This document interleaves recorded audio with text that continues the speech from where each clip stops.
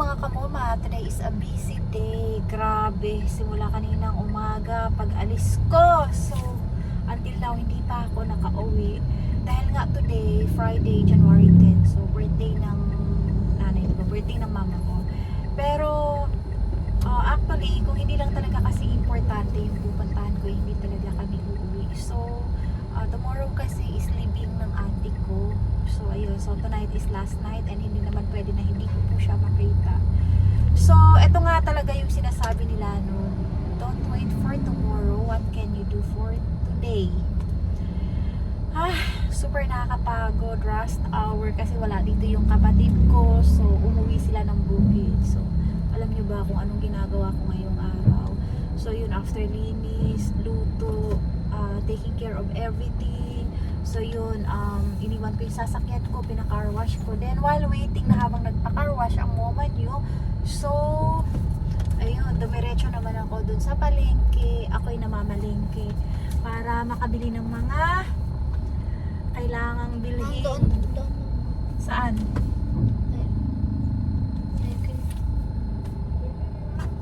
Ha? Unleaded? Opo, Oh, unleaded. dire okay, bakante.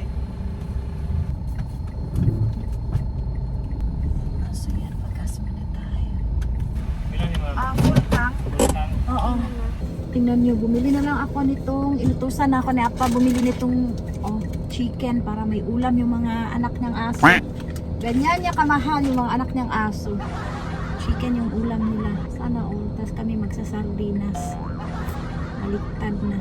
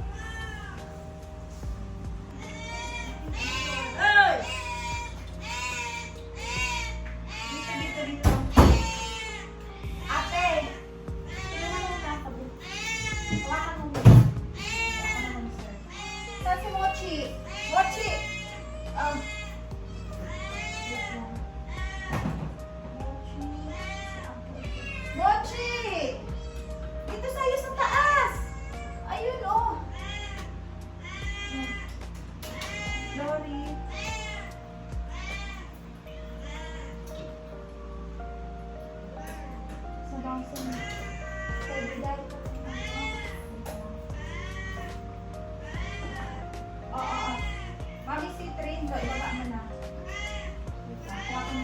Mami si Trin, dito ka. Wait lang. Dito ka, oo. Yung iba.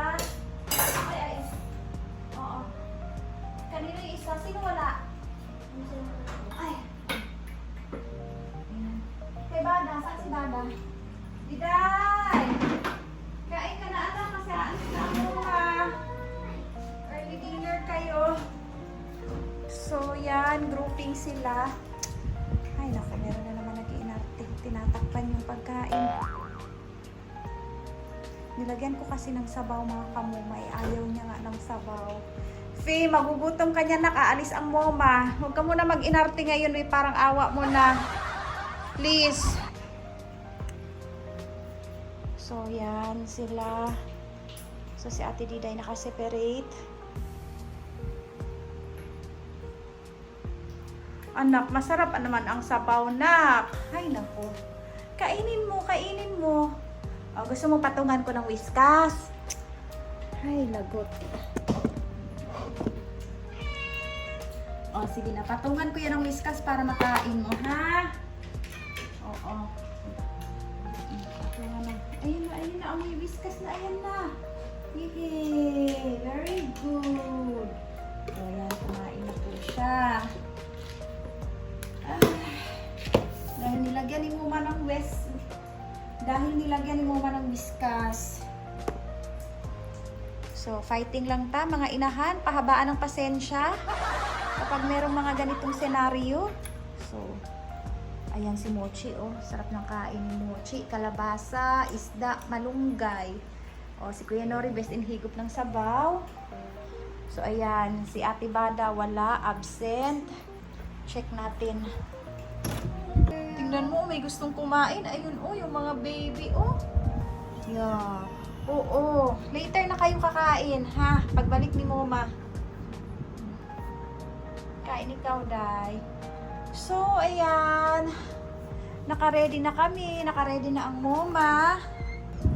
Alam niyo, ito talaga si Apa, no? Kapag umaalis kami, lagi niyang dala yung kumot niya.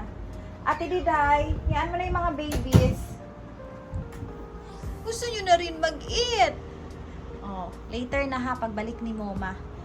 Kasi aayusin ko pa kayo. Hindi mo man inubos, Day. So, naka-reserve ako. Etong ano lang muna binili ko, yung 1.2 kilo kasi ang mahal. Hindi ko talaga kaya yung 2.7. Umabot kasi ng 1,440. So, eto almost 600 plus. Yan kasi yung paborito na Ate Diday. So, ngayon, kailangan ko ano-ano. Madami itong sa kanya para makain niya.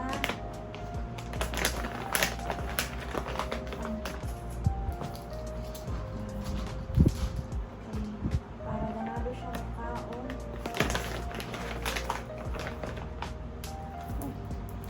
Inaluan ko ng godes. Anak, ito na oh. Diday oh. Kainin mo na oh. Dami ng halo yan. Puro na yan. Dali, come on. Yan. Sayang. Okay. So, yun na yung paborito niya. Ay, naku. Uy, 4 PM na. Alis na kami. So, here we go, mga kamumat. Eto na, babiyahe na kami sa bukid. So, yan. Diretso pick up sa mga bata. Sus, best in selfie. Ginawa kong Junakis. Naghimuta-muta, magkadiha pa. Best in scalp ang moment nyo simula nung nagkaroon ako ng anak, mga kamoma, kasi madali na akong pinapasukan ng lamig, and at the same time yung mga parents ko, basta lahat dun sa mga side ko, so mahilig talaga sila maglagay ng scalp, lalo na kasi dun sa lugar namin is super super malamig, kaya ayun, so hindi ako hindi Muslim ang mama niyo kundi Tripoli. Pero sabi ng mga tita at saka tito ko, yun, meron daw akong slight na dugo sa Muslim kasi yung lola ko, mama ng papa ko, so meron daw siyang 1/4 yata yung dugo niya sa Muslim, kaya meron akong nakuhang konting patak, kaya mix na mix